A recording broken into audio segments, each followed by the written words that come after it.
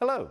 In this video, I would like to take you through setting up some of the most commonly used features on the Discovery Sport, and also show you a few features that are a little less obvious, but no less useful for that.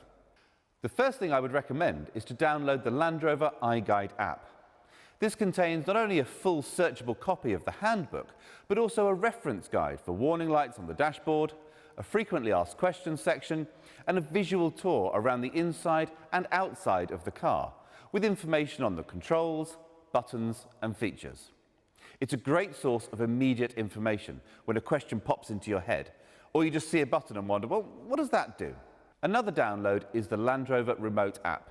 Your car comes with a SIM pre-installed by the retailer, who should have spoken to you about the setup of your account that enables many of the intelligent features on the car. And don't forget, every new Land Rover comes with the offer of a free off-road experience, driving one of our cars with a qualified instructor. There is no better way to learn the full capabilities of your new car, and it's great fun too. Okay, let's start then with the smart key. Now, lock and unlock seem pretty obvious with a reassuring click, responding to each one. Pressing the lock button just once will lock the car. Pressing twice will double lock. This means the car cannot be unlocked from the inside, so even if someone smashes a window, they can't open the doors.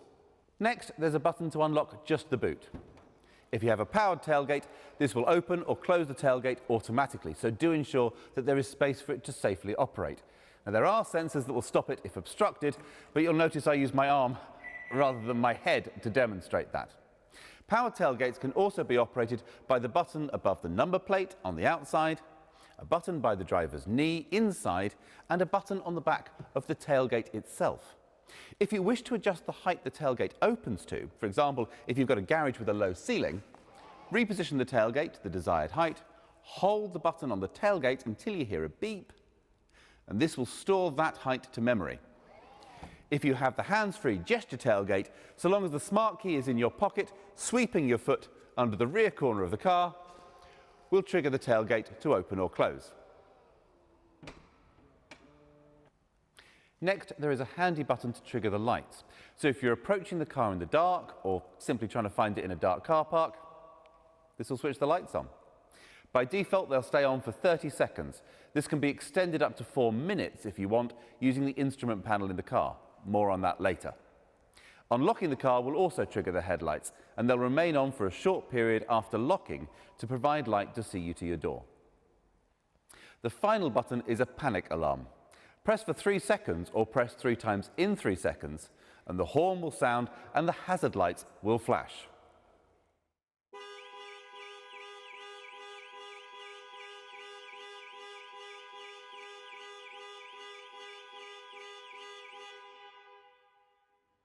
After 5 seconds, this can be cancelled by holding the button for a further 3 seconds.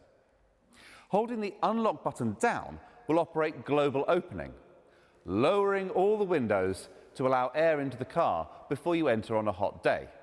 Now, similarly, if you get out and then realise you've left a window open, hold the lock button to activate global closing to raise all the windows and secure the car. These operations can be enabled or disabled using the instrument panel options. If your car is fitted with keyless entry, you don't even need to remove the key from your bag or pocket. So long as it's within a foot or so of the car, as soon as you put your hand around the door handle, the doors will unlock. When you leave the car, place your thumb on the end of the door handle to secure the vehicle. To use the +2 seats in the boot, simply pull them out of the floor and then click the headrests into place. Access is via the rear doors. The release on top of the second row seats will fold the seat and then roll it forward. Once you've clicked it back in place, a bar under the seat will roll the second row forwards or backwards to share legroom out between the passengers. When you're not using the +2 seats, they can be folded down by pulling the cord once to drop the headrest, and then once more to release the back of the seat to fold down into the floor of the boot. Getting into the car then, the first thing you need to do is find a comfortable position. Seat controls can be found on the outside of the seat. Steering wheel adjustment is either electric, using the joystick on the right-hand side of the steering wheel, or manual. Pull the lever on the underside of the steering column down, adjust the reach and rake to suit, and then push the lever up to lock the steering wheel in place. Mirrors are adjusted using the controls mounted on the driver's door. Select which mirror to adjust using the buttons, and then use the joystick to adjust the angles. Incidentally, if you have power folding mirrors, pushing both buttons together will fold them in, useful if squeezing through a tight gap. Once everything is adjusted to your satisfaction, if you have memory settings, you can save these positions. Just press the M button, and then within 5 seconds press one of the numbered memory settings. You'll hear a chime to confirm that it is saved. You can switch between stored settings just by pressing these numbered buttons. Great if you share the car with another driver. Controls for the electric windows are located on the driver's door. Locking the operation of windows from the rear seats will also engage child locks on the rear doors. Most people will want to leave their windscreen wipers set to auto. Move the stalk to its lowest position and then come up one notch. Sensitivity can be adjusted using the rotating collar. Pull forward for screen wash. The outer collar operates the rear wiper, and the button on the end controls the rear screen wash. Similarly, the headlights are best set to auto by rotating the outer collar. Pulling the stalk towards you will flash the main beam. When driving at night, pushing the stalk away from you will toggle the main beam on and off. If your car is fitted with auto high beam assist, the car will automatically dip main beam if it detects oncoming traffic. If you have matrix LED lights, the car will keep main beam on almost all the time, creating cones of shadow around other road users so they're not dazzled, but maintaining full beam illumination everywhere else. This mode operates above 30 miles an hour and requires the lighting control to be set to auto. There's an array of controls on the steering wheel. On the right-hand side are the controls for cruise control. Press Set when travelling at your preferred speed, and the car will automatically maintain that speed until you touch the brakes or press Cancel. Pressing the accelerator will cause the car to speed up, but when you release it, will return to the set speed. Pressing plus or minus will increase or reduce the set speed. If cruise control has been cancelled, pressing Resume will return the car to the last set speed. If your car has adaptive cruise control, a radar monitors the speed of the car in front of you. If they're travelling slower, the car will automatically match their speed, and the buttons on the left and right will increase and decrease the distance between you and the car in front. Whilst you need to be travelling over 20 miles an hour to activate cruise control, adaptive cruise will match the speed of the car in front all the way down to 0. If the traffic restarts within 3 seconds, your car will pull away with the traffic. Any longer than that, and you'll need to give the car permission to go with just a gentle press on the accelerator.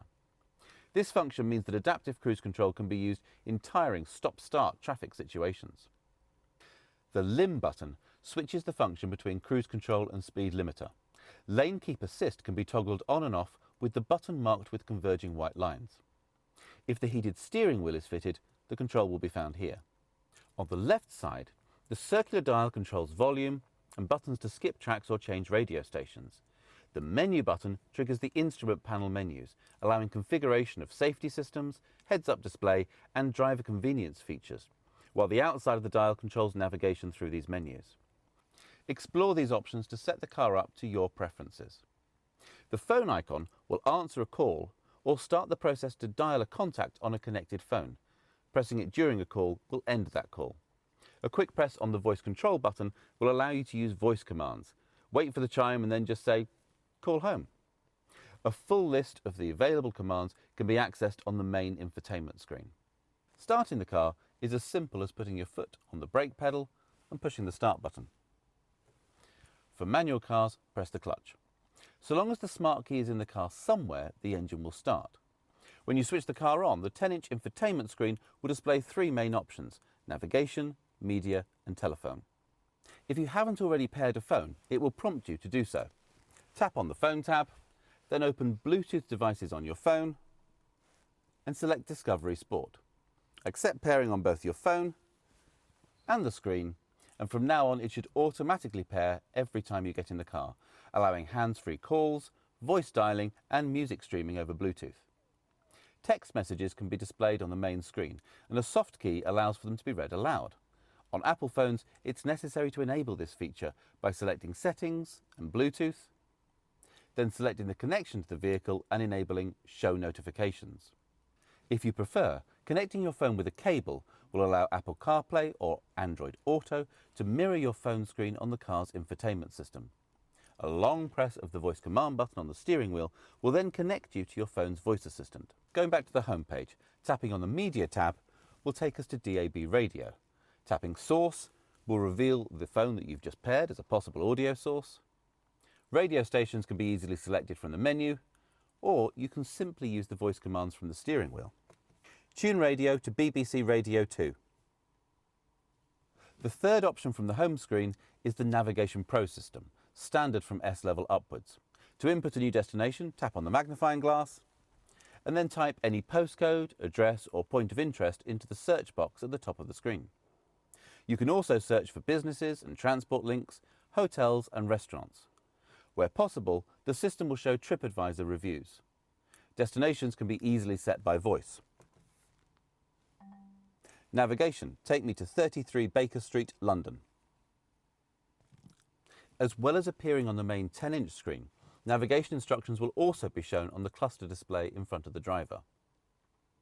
If the car is fitted with the interactive driver display, the screen can be reconfigured for a 1 or 2 dial display by pressing Menu and selecting Display Options. You can even bring the map across the whole screen, retaining a digital readout of your speed. When delivered to customers, Discovery Sport specified with navigation are supplied with a 4G data connection to allow over-the-air updates of the infotainment system and maps, and provide live traffic, flight information and internet search. When the system has an update available, it will alert the driver on the main menu screen and ask for permission to update when you switch off the engine. Only agree at a convenient time, as the car must then remain switched off and locked for up to 30 minutes while the update is applied. Swiping to the left from the home screen reveals additional features such as 4x4 information and driving efficiency analysis, and options for smart settings. The car can be set to recognise different drivers, either by different smart keys or by the signal from their mobile phone, so the system can develop separate profiles for each driver's preferences. If memory seats are fitted, this starts with automatically putting the seat in the correct position for each driver. It can also analyse behaviour to pre-select navigation routes based on your regular routine, store audio preferences and remember climate settings. So the car might automatically put the heated seats on when it's below 6 degrees outside. Remember that you listen to a particular radio station on the way to work, but listen to a podcast on the way home. Know that on Thursday you come home via the gym and set the navigation accordingly. It will also remember that you like a 1-dial display, but your partner prefers 2 dials with the map shown between them. Obviously, this involves storing a level of personal data, so when setting the system up, you can choose what data is stored on each profile. If you don't want it to store location data or information on your phone calling habits, just deselect these options. PHEV models have a My Eevee feature, which allows charge to be conserved by enabling Save mode. This allows electric charge to be reserved for driving in urban areas later in the journey. To disable, simply press Save again. A button on the centre console engages Eevee mode, although the engine will restart if the charge is too low or greater acceleration or speed is required. The panel below the touchscreen is dominated by 2 large dials which set the temperature for climate control. Pressing the dial in will toggle function to control the heated seats. The terrain response modifier button will enable the right-hand dial to select different off-road modes. The ventilation modifier will allow the left dial to control fan speed. Front and rear heated windscreens and air recirculation are controlled with this centre panel. Discovery Sport features a pistol grip gear selector. Press the brake, squeeze the trigger and pull towards you to engage drive, push away to engage reverse. Shifting towards you and nudging to the left will enable Sport mode. This will alter the operation of the automatic gearbox, holding onto the gears longer to give punchier performance. You can manually shift up and down the auto gearbox using the paddles either side of the steering wheel on the R-Dynamic car. To return the car to automatic operation, hold the right paddle towards you for 3 seconds. When you come to a stop, press the button on top to put it back in park. The electronic park brake will disengage automatically when you drive away and re-engage when you switch the engine off. A manual override control is located by the driver's knee. When driving, be aware that a start-stop system is standard, so the engine will cut out when you come to a stop, instantly restarting in the time it takes for your foot to move from the brake to the accelerator when you pull away. This can be overridden with a control on the lower panel, but it delivers a surprisingly high fuel saving and helps reduce air pollution in cities and towns. All cars are fitted with exhaust filters. These need to refresh occasionally, and you may notice more visible exhaust emissions whilst this is happening. For a diesel, it tends to happen when the car is being driven at higher speeds and the exhaust gets hot. For a petrol, it happens more frequently when you lift off the throttle and more oxygen passes through the system. Occasionally, the car may display a message saying "drive to clear." This is most common on diesels, which have been used predominantly for short, low-speed journeys, in which case they need a blast down a dual carriageway.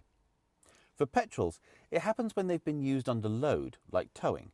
Find occasions to lift off the throttle and slow using engine braking to clear the filter. Automatic braking systems for city driving are standard and detect other traffic, pedestrians and cyclists, preventing collision or mitigating damage. Cars fitted with adaptive cruise control have a high-speed emergency braking system. The lane keep system will provide a torque steer back into the lane if the car thinks you're drifting beyond the lane markers, so it's important to indicate when changing lane. If blind spot assist is fitted, the door mirrors incorporate a blind spot warning system, lighting up when a vehicle is travelling alongside and flashing rapidly to warn you if a car is closing to overtake. If you start to move into the path of an adjacent vehicle, the car will deliver a torque steer in an attempt to avoid a collision. These driver aids are designed to intervene when there is no input from the driver, which is surprisingly hard to simulate, so please don't try to test these systems. Any input from the driver will override them, and they do not reduce the driver's responsibility to drive safely and attentively.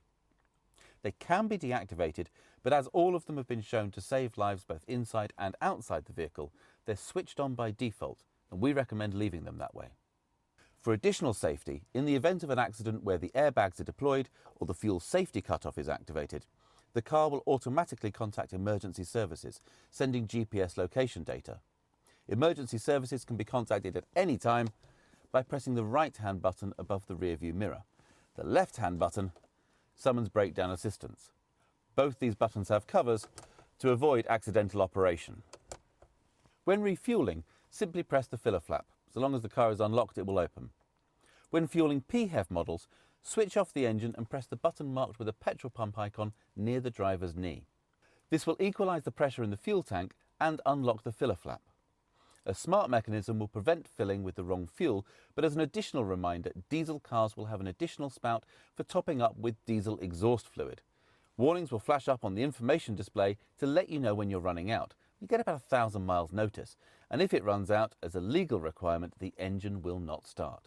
PHEV models have a separate cover behind the rear passenger door, which opens to reveal a Type 2 charging socket. Plug the cable into the power first and then connect the car. An LED next to the socket will confirm that the car is charging by turning green. Charging status can be monitored on the remote app. The engine will not start with the power cable connected. The remote app provides monitoring of many systems. When you first run the app, there is a quick start guide to aid setup, and then it provides control over remote locking and unlocking of the car, tells you how much fuel is in the tank, reports the last parked location of the car so you can always find your way back to it, and it can export a full journey log in the form of an Excel spreadsheet. So if you're keeping a log of business mileage, well, that's dead easy to keep track of. It also provides remote activation of the climate system, cooling the interior in summer before you get in, or warming and de-icing the car in winter whilst keeping the car fully secure. Because this feature starts the engine, it's only available on cars with an auto gearbox. This video has really only touched on the essentials. Please make use of the Iguide app or videos on our YouTube channel to find out more, or contact your retailer with any questions. Thank you for your time and enjoy your time with the Discovery Sport.